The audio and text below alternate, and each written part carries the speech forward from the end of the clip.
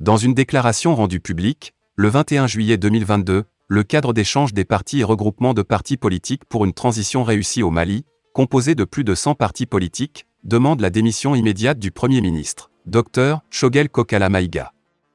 En plus du cadre d'échange, le parti Adema-Pache demande aussi au Premier ministre, Choguel K. Maïga, président du Mouvement patriotique pour le renouveau, MPR, de faire preuve de courage pour démissionner de ses fonctions sans délai, afin de mieux se consacrer exclusivement à la préparation des prochaines élections générales. Ces différentes formations politiques reprochent à Choguel d'avoir fait une déclaration invitant une partie de la population malienne appelée « Force du changement » à se préparer pour gagner les prochaines élections générales. Au Mali, de nombreux partis et regroupements de partis politiques, regroupés au sein du cadre d'échange pour une transition réussie, demandent le départ immédiat du Premier ministre.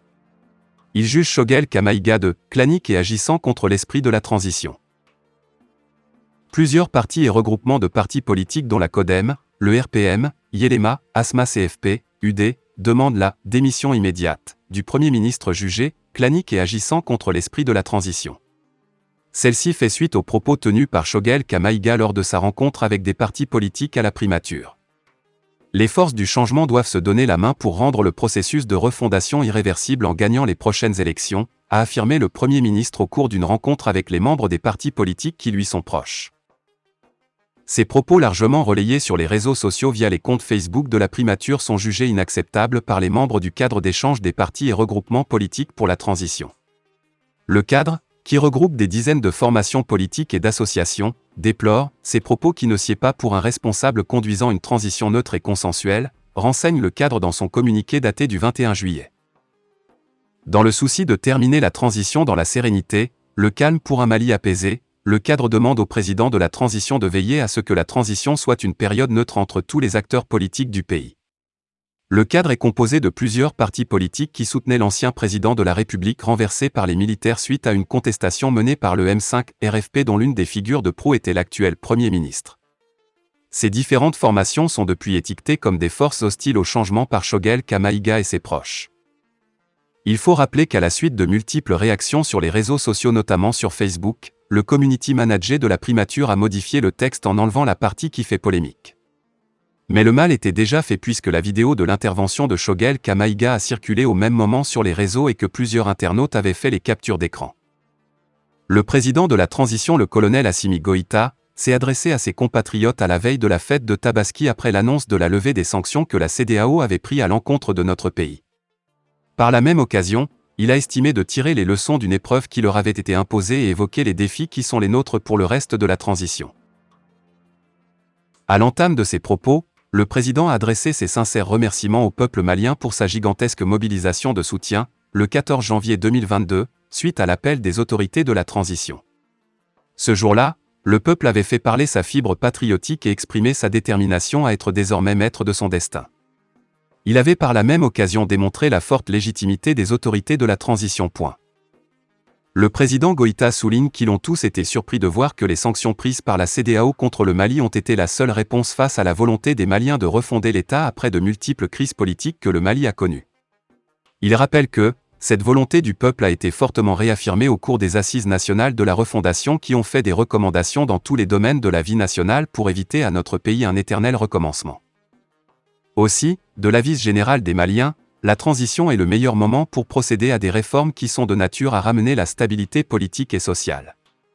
C'est ainsi que la transition avait engagé des actions fortes pour répondre à ce vœu ardent du peuple. Il s'agit notamment de la mise en place de deux organes importants pour la suite de la transition, à savoir le Comité indépendant de suivi-évaluation de la mise en œuvre des recommandations des Assises nationales de la refondation et la Commission de rédaction de la nouvelle Constitution. Il est évident que notre approche n'a jamais consisté à remettre en cause le retour à l'ordre constitutionnel. Cependant, ceci devrait se faire dans des conditions de sécurité et de stabilité, précise-t-il, avant de saluer dans ce contexte la montée en puissance des forces armées maliennes qui remportent des victoires éclatantes sur les groupes terroristes. Et d'ajoute que, ces derniers, dans leur débandade, n'ont d'autre stratégie que de s'attaquer aux paisibles citoyens, semant la mort et la désolation dans certaines localités. Ils doivent cependant comprendre que les forces armées vont continuer leurs offensives pour les traquer partout, afin de ramener la paix et la quiétude sur l'ensemble du territoire. Avertit le colonel Goïta. Pour ce faire, il précise que les autorités de la transition ne feront économie d'aucun moyen. L'heure est à l'union sacrée autour des intérêts supérieurs de la nation, dit-il. Il avance que le combat du développement est celui qui devrait occuper toutes les Maliennes et tous les Maliens. Nous avons beaucoup appris des sanctions qui nous avaient été imposées.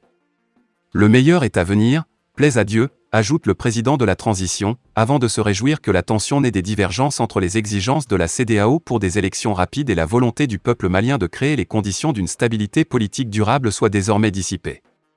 Pour ce qui leur concerne, le président Goïta explique qu'ils sont évertués, de bonne foi, à démontrer la justesse et la légitimité de leur démarche, fondée sur les aspirations profondes du peuple malien, réaffirmées au cours des assises nationales de la refondation.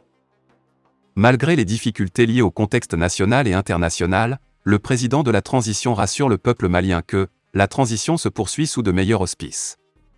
Toutefois, il estime qu'ils doivent continuer de rester vigilants et poursuivre leurs efforts individuels et collectifs de construction nationale avec plus de rigueur et d'engagement.